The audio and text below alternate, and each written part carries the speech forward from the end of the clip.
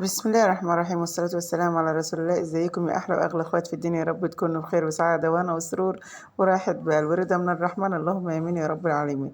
تعالوا اتفضلوا معانا أحلى كفتة هتعمليها غدا عشاء سريعة، جنبيها شوية مكرونة أو سندوتشات على كده، تحفة تحفة تحفة. تاكليها بالصلصة بتاعتها، يعني فعلا صلصتها تحفة، الكفتة نفسها تحفة. من ربع كيلو تعملي عشاء غدا وانت مطمنة، وانت فعلا متأكدة انها تأكل عيلة. وزي ما انتوا شايفين، اعمليها سندوتشات، اعمليها شوية مكرونة هتتاكل هوا. يعني ربع كيلو من اللحمة المفرومة عملناه أكتر من كيلو زي ما انتوا شايفين، بإضافات ومكونات هتخليها لك هشة وطرية. وزي ما انتوا شايفين تحفة تحفة تحفة. الصلصة بتتاكل قبل الكفتة، والكفتة بتتاكل قبل الصلصة. وكفتتي اللي يعمل زينا نقول له يا عمنا تعالوا معانا نشوف المكون اللي بيزود ويضاعف كمية الكفتة، بيخليها النص، وهو مكون موجود عندك في البيت سهل وبسيط جدا. تعالي معايا نشوف. معانا بصلة، وبعد كده فصين من الثوم، وبعد كده ربع كيلو من اللحمة المفرومة، ربع كيلو مش أكتر من كده. هنضيف له مكون، فعلا مكون بيزود الكمية وبيخلي طعمها خطير. هنفرم كده البصلة، وهنفرم الثوم، وهنحط برضو فلفل أخضر هنضيفه زي ما انتوا شايفينهم، ثوم وبصل وفلفل أخضر. وبعد كده هنروح نضيف هنضيف معلقة من الشيف كيك او البيكنج باودر، هو كان بقايا من الكيس، علشان عندك الكفتة ما تبقاش يعني ماسكة في نفسها، لا تبقى هشة وكده منفوشة شوية وحلوة.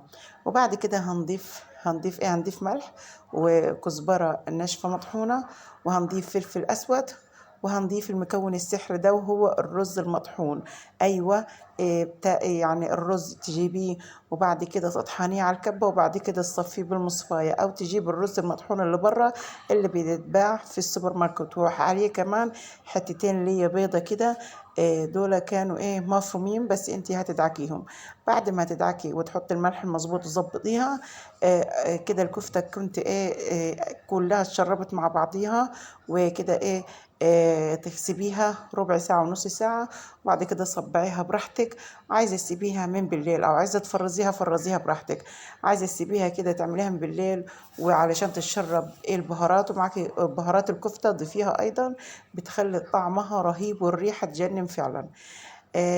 كده عملنا الكفتة، يعني ما نسيناش التوابل اللي انا ضفتها: ملح، كزبرة، فلفل اسود، بهارات الكفتة، وحطيت البصل والثوم وفلفل اخضر، وزي ما انتم شايفين، واهم حاجة كوباية رز مطحونة، وبتبقى عاملة زي الدقيق، وطحناها في بعضيهم وعملناهم. تعالوا كده على طاس على النار، ضيفي بقى الكفتة براحتك وصبعي، استحالة تفك منك، استحالة تفرول منيكي. طبعا كفتة الرز لا يعلى عليها، كفتة خطيرة وتحفة وتجنن. تعمليها مرة تعشقيها على طول، وتعمليها حرفيا كفتة يعني فعلا من أنواع الكفتة اللي تشرفك، سواء في عزومات أو هتعمليها أي وصفة عندك في البيت، وتكفي معاكي وبتضاعف معاكي الكمية.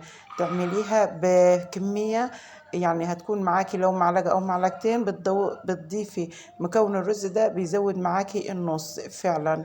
أنا عايزاكي فعلا تعمليها وتعتمديها على طول، لأنه كفتة طعمها خطير، ريحتها تجنن. يعني بصي، ما تنسيناش فعلا الفيديو ده، ما تنسوناش باللايك والاشتراك في القناة، وكومنتاتكم الحلوة اللي بتديني دعم وحافز ليا. فضلا وليس امرا. ربنا يخليكم ويزيدكم نعمه في حياتي، احلى اخوات في الدنيا. بس فعلا الفيديو ده خطير. فعلا عملته كده، يعني تاكل هوا. اعملوها. بعد ما حمرت الكفتة، جبت بصلاية، وبعد كده نزلت عليها بالسمنة بتاعت التحمير، وضفت عليها معلقتين صلصة، سبكت الصلصة، وبعد كده ضفت الكفتة. بقت خطيرة زي ما انتوا شايفين، وطعمها تحفة خطيرة. تنسوناش باللايك والاشتراك في القناة، وكومنتاتكم الحلوة فضلا وليس أمرا. كان معانا النهاردة فيديو كفتة الرز الخطيرة اللي لا يمكن تستغنى عنها، اللي هي فعلا حرفيا من أنواع الكفت اللي ممكن تعمليها وتشرفك في أي عزومات. شكرا لكم، شكرا لمشاهدتكم، والسلام عليكم ورحمة الله وبركاته.